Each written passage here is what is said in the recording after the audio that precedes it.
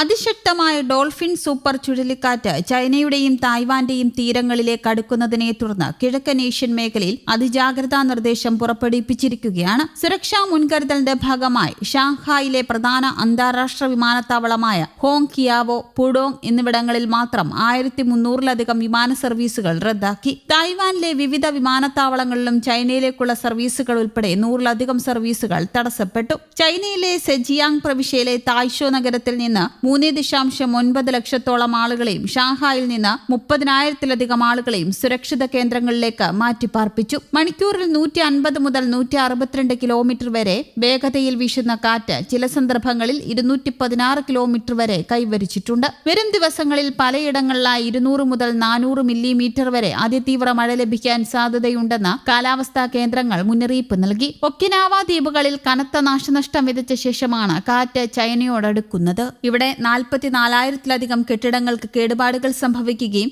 ആയിരക്കണക്കിന് വീടുകളിൽ വൈദ്യുതി ബന്ധം വിച്ഛേദിക്കപ്പെടുകയും ചെയ്തു. ചുഴലിക്കാറ്റിന്റെ സ്വാധീനത്തിൽ പെയ്ത കാലവർഷ മഴയെ തുടർന്ന് ബാഗ്യോ മേഖലയിലുണ്ടായ പ്രളയത്തിലും മണ്ണിടിച്ചിലും ജീവഹാനിയും നാശനഷ്ടങ്ങളും റിപ്പോർട്ട് ചെയ്തിട്ടുണ്ട്. സെജിയാങ്, ഫുജിയാൻ പ്രവിശ്യങ്ങളിൽ റെഡ് അലർട്ട് പ്രഖ്യാപിക്കുകയും ഫെറി സർവീസുകൾ, ബോട്ട് യാത്രകൾ, തീരദേശ വിനോദസഞ്ചാര പ്രവർത്തനങ്ങൾ എന്നിവ പൂർണ്ണമായി നിർത്തിവെക്കുകയും ചെയ്തിട്ടുണ്ട്. നദീതീരങ്ങളിലും മലയോര മേഖലകളിലും വൻ പ്രളയത്തിനും മണ്ണിടിച്ചിലിനും സാധ്യതയുള്ളതിനാൽ ജനങ്ങളോട് അതീവ ജാഗ്രത പാലിക്കാൻ അധികൃതർ നിർദ്ദേശിച്ചു. ജൂലൈ 27-ന് പസഫിക് സമുദ്രത്തിലാണ് ഡോൾഫിൻ ചുഴലിക്കാറ്റ് രൂപപ്പെട്ടത്. മണിക്കൂറിൽ 216 കിലോമീറ്റർ വരെ വേഗതയുള്ള അതിശക്തമായ സൂപ്പർ ടൈഫൂൺ ആണിത്. ഡോൾഫിൻ ചുഴലിക്കാറ്റിന്റെ സ്വാധീനത്തിലാണ് കേരളത്തിൽ അതിതീവ്ര മഴ രേഖപ്പെടുത്തിയത്. പസഫിക് സമുദ്രത്തിൽ രൂപം കൊണ്ട ഡോൾഫിൻ സൂപ്പർ ചുഴലിക്കാറ്റ് ചൈനയുടെ കിഴക്കൻ തീരദേശത്തേക്ക് നീങ്ങുന്ന പശ്ചാത്തലത്തിൽ ചൈനീസ് തീരദേശ പ്രവിശ്യകളിൽ റെഡ് അലർട്ട് പ്രഖ്യാപിച്ചിട്ടുണ്ട്. പ്രളയത്തിനും വൻ മണ്ണിടിച്ചിലിനും സാധ്യതയുള്ളതിനാൽ ചൈനയിലെ സെജിയാങ് പ്രവിശ്യയിൽ നിന്ന് 3 ലക്ഷത്തിലധികം ആളുകളെയും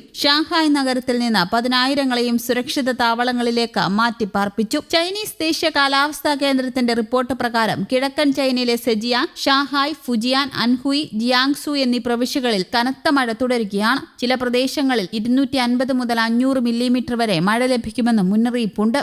കിയാങ് താങ്, യോങ്, ജിയാവോ, ഷുയാങ് എന്നീ പ്രധാന നദികളിലും ഉപനദികളിലും അപകടകരമായ രീതിയിൽ ജലനിരപ്പ് ഉയർന്നിട്ടുണ്ട്. സെജിയാങ് പ്രവിശ്യയിൽ മണ്ണിടിച്ചിലിനും വൻ മിന്നൽ പ്രളയത്തിനും ഉയർന്ന സാധ്യതയുള്ളതിനാൽ ഭരണകൂടം റെഡ് അലർട്ട് നിലനിർത്തിയിട്ടുണ്ട്. കിഴക്കൻ തീരദേശ മേഖലകളിൽ നിന്ന് ഇതുവരെ 10 ലക്ഷത്തിലധികം ആളുകളെ സുരക്ഷിത താവളങ്ങളിലേക്ക് മാറ്റിപ്പാർപ്പിച്ചു. സെജിയാങ്ങിലെ വെൻഷൌ നഗരത്തിൽ മാത്രം 9 ലക്ഷത്തോളം പേരെ മാറ്റിപ്പാർപ്പിക്കുകയും 1000-ലധികം എമർജൻസി ഷെൽട്ടറുകൾ തുറക്കുകയും ചെയ്തു. ഫുജിയാനിൽ നിന്ന് 99,000-ഓളം ആളുകളെയും ഷാങ്ഹായിൽ നിന്ന് 30,000-ലധികം ആളുകളെയും സുരക്ഷിത സ്ഥലങ്ങളിലേക്ക് മാറ്റി. ഷാങ്ഹായ്, ഹാങ്ഷു വിമാനത്താവളങ്ങളിലായി 1,500-ലധികം സർവീസുകൾ റദ്ദാക്കി. തായ്വാനിലും കനത്ത കാറ്റും മഴയും കാരണം 100 കണക്കിന് അന്താരാഷ്ട്ര ആഭ്യന്തര സർവീസുകൾ മുടങ്ങി. സെജിയാങ്, ഫുജിയാൻ തീരങ്ങളിലെ 200-ലധികം ഫെറി ബോട്ട് പാതകൾ നിർത്തിവെച്ചു. പ്രശസ്തമായ ഷാങ്ഹായൻ കണ്ടെയ്നർ പോർട്ട് ഉൾപ്പെടെയുള്ള തുറമുഖങ്ങളിൽ നിന്ന് 100 കണക്കിന് കപ്പലുകളെയും ബോട്ടുകളെയും സുരക്ഷിത കേന്ദ്രങ്ങളിലേക്ക് മാറ്റി. എല്ലാവിധ തീരദേശ നിർമ്മാണ പ്രവർത്തനങ്ങളും വാട്ടർ ടൂറിസവും പൂർണ്ണമായി നിർത്തിവെപ്പിച്ചു.